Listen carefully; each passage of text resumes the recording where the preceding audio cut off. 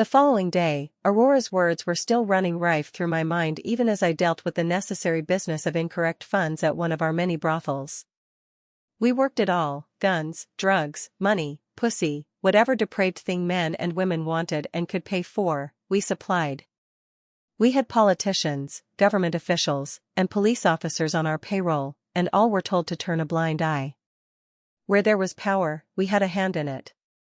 It was how we always stayed one step ahead. When a brothel began to lose money, especially a really good one, it meant trouble. Not for Kara, the cute redhead who ran the place. The moment she saw a problem, she called. I didn't like dealing with the small businesses, but Kara was a friend of sorts. She sipped at her coffee, dressed in a cute pinstriped business suit. No one would have ever guessed that she loved her job running and participating in a brothel. She was a powerful woman and knew how to manipulate men. I happened to adore her, as did Ivan, which was why I dealt with her face to face. Kara had been on the streets, fighting for her life. She'd helped to save our lives a time or two, and that meant we took care of her. She was loyal and we cared for her. Protected her. As you can see, the money doesn't add up. We're gaining more clients every fucking day, and that shit doesn't sit well with me. She also didn't dress anything up either. She was fact all the way.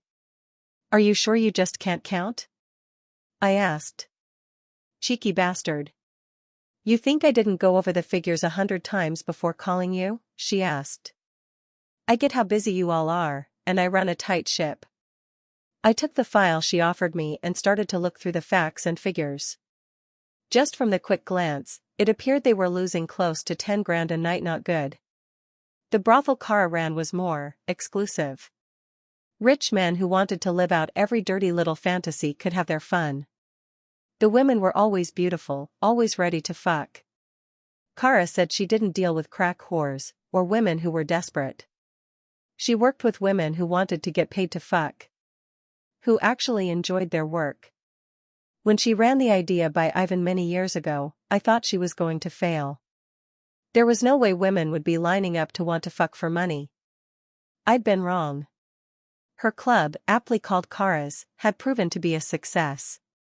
Even if it hadn't been, I was sure Ivan would have seen to it that Kara was taken care of. Kara put down her coffee and rubbed at her temples. I'm pissed off, Vic. It means someone is in my business, taking from me, taking from Ivan. I don't like it. Only close friends called me Vic. I looked at the figures. And you've had no new people? No. None. I haven't hired anyone in a year, at least. She sighed and sat back. The problem I have is the security cameras, they're all in the rooms.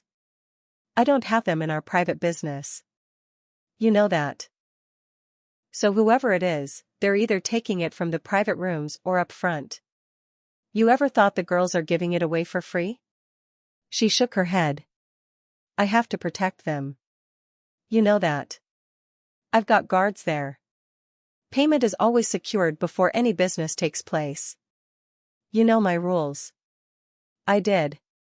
I'll take this to Ivan. He'll look into it. Tell him I'm on his side. That I'll deal with it. Kara sat back. So, now that business is out of the way, tell me how your wife is doing. I rolled my eyes. Not happening. Oh please, you're being an asshole, aren't you? I think I can see it now. You probably don't even see your wife. I thought about how she spoke to me in the shower. Aurora had been different then. She'd been filled with fire, passion, and pain. I recognized all three. They were emotions I could relate to. Staring at Kara, I know she'd understand, but when it came to my wife, I didn't understand her. This is not a topic of conversation. Kara ran her finger along her chin, assessing me. I'd never fucked her. A lot of men had, but me and Kara, we weren't inclined that way. You know I met her at the wedding, Kara said. You did. She seemed nice. Terrified, which is a given. She was being given to you, but I also heard what people were saying about her. What they were calling her. I heard as well. Yeah, but does your wife know what you did to those people? Kara asked. Is she aware that you put a blade in a man's throat because they called her a fat cow? No one disrespects my wife, I said. Which again, I find so intriguing. For a man who claims not to care, you seem to do a whole lot of caring. Are we done here? I asked. She chuckled. We are, for now. She stood up and held out her hand. I shook it and then we embraced. Take care of yourself, Vic. Don't be a stranger. Let me know if you have any more findings about this. I held the file she'd given me, and she agreed. She left and I paid the bill, leaving a healthy tip. I turned on my heel and left the restaurant. After heading to my office, which was located at one of our casinos, I sat down and went through the figures. Kara's notes were along the side, and I could see she was trying to work out the problem. Kara was an amazing businesswoman, but she sometimes didn't see patterns. There was something here, I could see it. Closing the file, I placed it to one side, handled a few emails, checked over some inventory. Called men to arrange meetings with, and handled my district one. Sergey regularly checked in with me about my wife's whereabouts, and today wasn't any different. He texted me that she was still inside the apartment. What was different this time was she'd taken a quick detour to the gym, followed by the pool. She normally sat and read. My wife's calendar was always empty. Sitting back, I stared at the text message. Aurora was hurting. Her family hadn't been in touch. Everyone she'd ever known had left her behind as if they didn't care about her. I didn't understand her pain. My family was dead to me. Ivan's words about children came back to me. Getting to my feet, I texted Sergey to let him know I was heading home. Everyone moved out of my path as I made my way to the car. I climbed inside the back and handled some more business as I was driven to my apartment. I didn't give Sergey any instructions. After arriving, I climbed out of the car, took the elevator, and entered my apartment, dismissing Sergey with a single look. Aurora was nowhere to be seen. I checked the kitchen, living room, dining room, and then opted for the spare bedroom I'd turned into a library for her.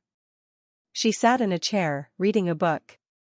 Exactly how I found her more often than not. This time though, she wore large clothes. They completely covered her body. Her glasses were perched on her nose, and she did look incredibly cute. I entered the library. Hi, she said. I stayed silent, glancing around at the bookshelves. When I'd married, I'd been determined to ignore this woman, but each day, I found her invading my thoughts. It was very fucking annoying. You like to read? Yes. It was a dumb question. Anyone could see she loved to read. Spinning around, I found she now stood, looking at me. Her hands held the book close to her as if it was a protective shield. It wouldn't ward me off. We have a duty to produce a baby, I said. Oh. She nibbled on her lip. I didn't think there was a rush. There wasn't, but the truth was I wasn't used to going without fucking, and so far, I hadn't been with any other woman. Again, it was fucking beyond me why I hadn't. We had willing women at our fingertips, and it would be so easy to find a woman. Get in the bedroom. Get naked. I wasn't a good man.